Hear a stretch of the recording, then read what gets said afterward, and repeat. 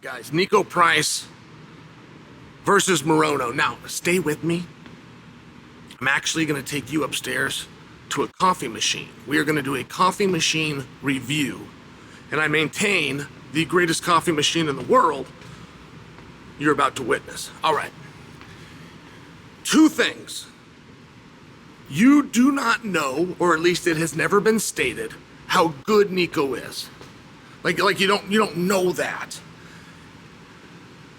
Morono is so tough, but it has never really been credited to him.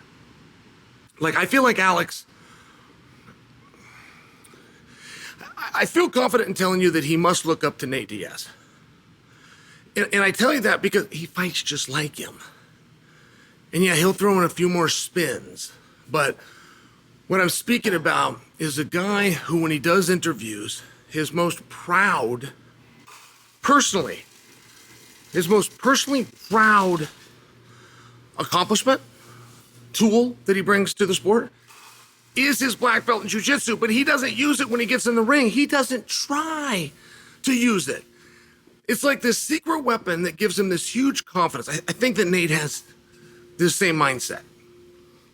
The same confidence, which is, I don't care if this goes to the ground. I truly don't care. Go ahead and take me there. And because I feel that way, I am daring you to take me there. In fact, I'm daring you to the point that I am going to come out and throw everything in the world at you that most guys would use to change elevation, close the distance, and drag me down to the canvas. I feel like the whole thing when Nate's fighting you is just I dare you. And I feel like Alex does the same thing. I dare you. And Alex is so tough. Oh my goodness. So he gets exhausted. That's true. And that's like being used to put him down. Oh, he's tired. He's tired. First off, he should be tired. Like, I can't think of anything harder than a mixed martial arts contest. I grew up as a wrestler.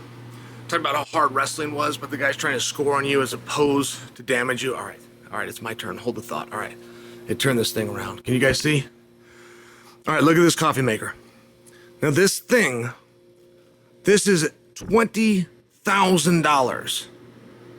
Do you want to know why it costs $20,000?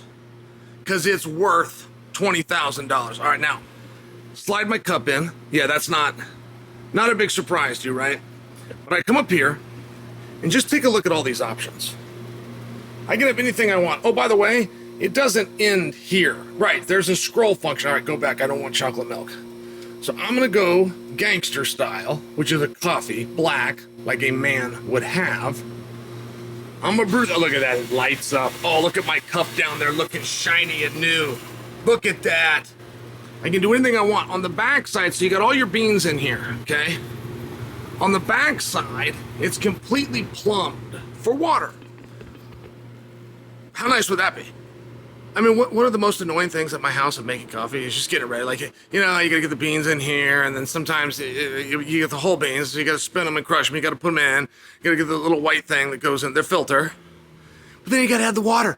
What happens if you do everything right? You push the button, you walk in the other room, but it doesn't have water, so you come back in 15 minutes and there's no coffee there.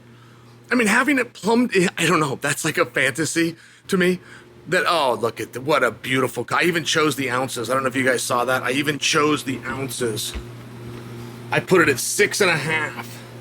So I got this small cup. Look at that. Oh, it's hot. Oh, it's hot. But look what I've got.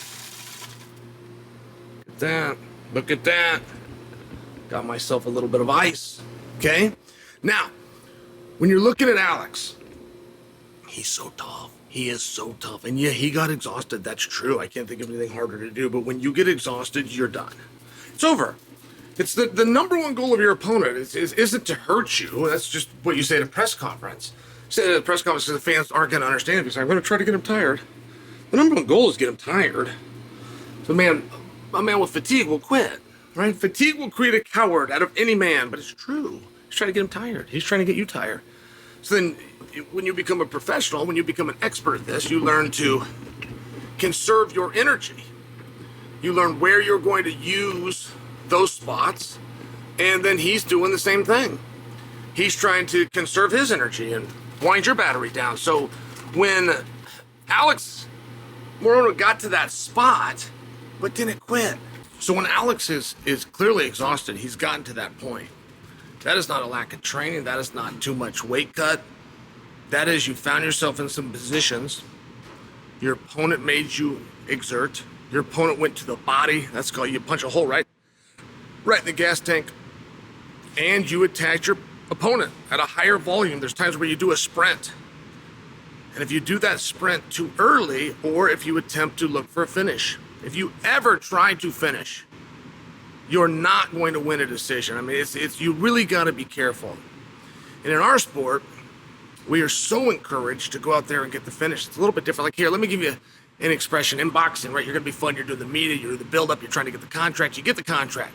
Now you're going to training camp, and you're still doing even more media, and you're promising to be excited, and you mean it. You're going to try to finish this guy. You're going to try to knock this guy out. Then in the locker room, right before you make your walk, your trainer comes up to you, and you guys have a very quick discussion that goes something like this.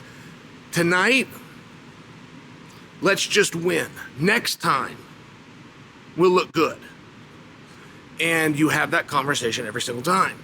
It's a massive difference between our sport and that sport. And I only share for you, like, you go look at what Alex did. That's what a tough guy does. That is the definition of a tough guy.